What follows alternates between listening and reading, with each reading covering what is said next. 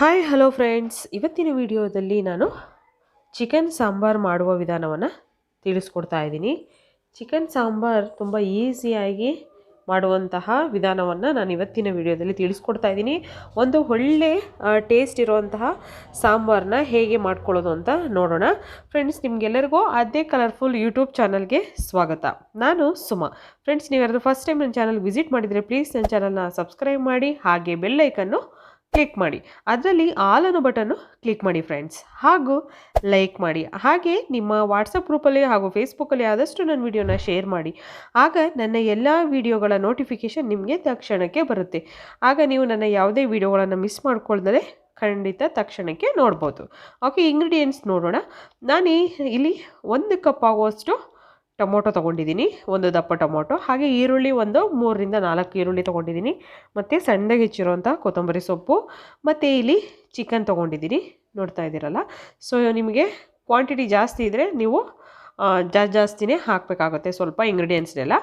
So ಏಲಕ್ಕಿ, ಮೆಣಸು ಮತ್ತು ಲವಂಗ ನೋಡ್ತಾ ಇದ್ದೀರಲ್ಲ. ಹಾಗೆ ಸ್ವಲ್ಪ ಮೊಸರು ತೊಗೊಂಡಿದ್ದೀನಿ, ಒಂದು 2 ಸ್ಪೂನ್ ಹಾಕುವಷ್ಟು. ಇದು ಮೊಸರು ಬೇಕು ಅಂದರೆ ಮಾತ್ರ ಯೂಸ್ ಮಾಡಿ, ಇಲ್ಲಾಂದರೆ ಕ್ವಿಟ್ ಮಾಡಿ. ಶುಂಠಿ ಬೆಳ್ಳುಳ್ಳಿ ಪೇಸ್ಟು ಮತ್ತು ಹಸಿರು ಮೆಣಸಿನ್ಕಾಯಿ, ಅಚ್ಕಾರದ ಪುಡಿ ಒಂದು 4 ಸ್ಪೂನ್ ಹಾಕುವಷ್ಟು.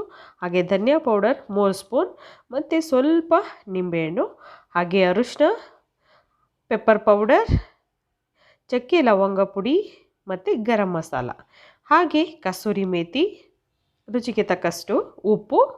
ಓಕೆ, ನೋಡ್ತಾ ಇದ್ದೀರಲ್ಲ. ಇಷ್ಟು ಇಂಗ್ರೀಡಿಯೆಂಟ್ಸ್ ಇದ್ದರೆ ನೀವು ಒಂದು ಒಳ್ಳೆ ರೀತಿಯಾದಂತಹ ಸಾಂಬಾರನ್ನ ಮಾಡ್ಕೋಬೋದು. ತುಂಬಾ ಈಸಿಯಾಗಿ ತುಂಬ ಬೇಗನೆ ಆಗುವಂತಹ ಒಂದು ಸಾಂಬಾರನ್ನ ನಾನು ತಿಳಿಸ್ಕೊಡ್ತಾ ಇದ್ದೀನಿ, ಚಿಕನ್ ಸಾಂಬಾರ್.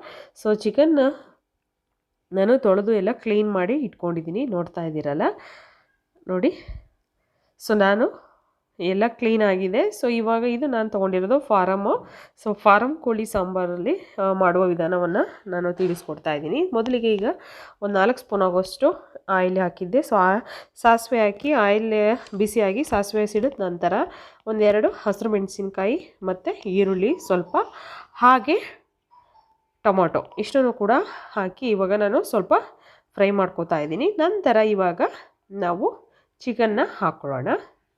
ನೋಡ್ತಾ ಇದ್ದೀರಲ್ಲ, ನಾನು ಚಿಕನ್ನ ಸಣ್ಣದಾಗಿ ಒಂದು 4 ರಿಂದ 5 ನೀರಲ್ಲಿ ನಾನು 5 ಸಲ ನೀರಲ್ಲಿ ತೊಳೆದು ಇಟ್ಕೊಂಡಿದ್ದೀನಿ. ಸೊ ಇವಾಗ ನೋಡ್ತಾ ಇರ್ಬೋದು, ಚಿಕನ್ನ ನಾನು ಸ್ವಲ್ಪ ಎಣ್ಣೆಯಲ್ಲಿ ಫ್ರೈ ಮಾಡ್ತಾ ಇದ್ದೀನಿ. ಹಾಗೆ ಉಪ್ಪು ಕೂಡ ಹಾಕ್ಕೊಂಡಿದ್ದೀನಿ.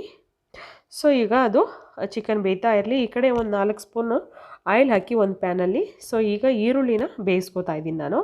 ಮತ್ತು ಇಲ್ಲಿ ನಾನು ಗಸಗಸೆ ಕೂಡ ತೊಗೊಂಡಿದ್ದೀನಿ, 1 ಸ್ಪೂನ್ ಆಗುವಷ್ಟು. ಸೊ ಇವಾಗ ಚೆನ್ನಾಗಿ ಫ್ರೈ ಮಾಡ್ಕೊಳ್ಳೋಣ. ಈರುಳ್ಳಿ ಬೆಂದಾದ ನಂತರ ಇವಾಗ ಟೊಮಾಟೋನ ಹಾಕ್ಕೋತಾ ಇದ್ದೀನಿ. ಟೊಮಾಟೊ ಚೆನ್ನಾಗಿ ಬೇಯಿಸಬೇಕು ನಾವು. ಸೊ ನೋಡಿ, ಒಂದು ಸಲ ಮಿಕ್ಸ್ ಮಾಡ್ಕೊಳ್ಳೋಣ ಫ್ರೆಂಡ್ಸ್.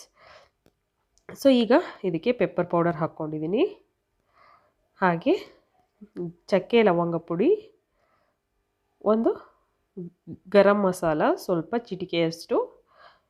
ಸೊ ನೀವು ಕ್ವಾಂಟಿಟಿ ನೋಡಿಕೊಂಡು ನಿಮಗೆ ಎಷ್ಟು ಬೇಕೋ ಅಷ್ಟನ್ನು ನೋಡ್ಕೊಂಡು ಹಾಕ್ಕೊಳ್ಳಿ. ಜಾಸ್ತಿ ಹಾಕಿದ್ರೆ ಅದೇ ಸ್ಮೆಲ್ ಬರ್ತಾ ಇರುತ್ತೆ.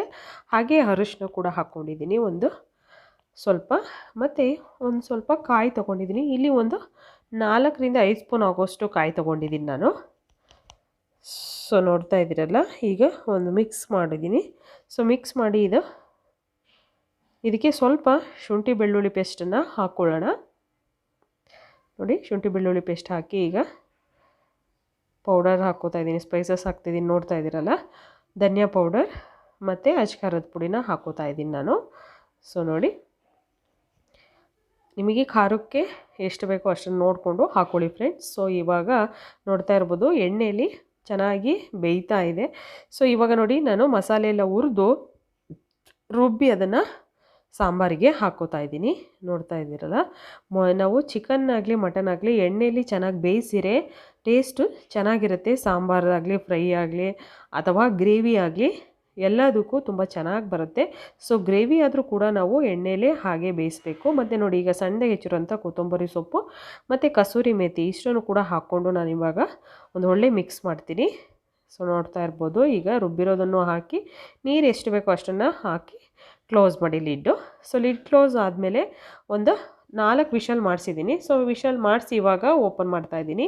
ವಿಷಲ್ ಹೋದ್ಮೇಲೆ ನೋಡ್ತಾ ಇದ್ದೀರಲ್ಲ ಹೇಗಾಗಿದೆ ಅಂತ.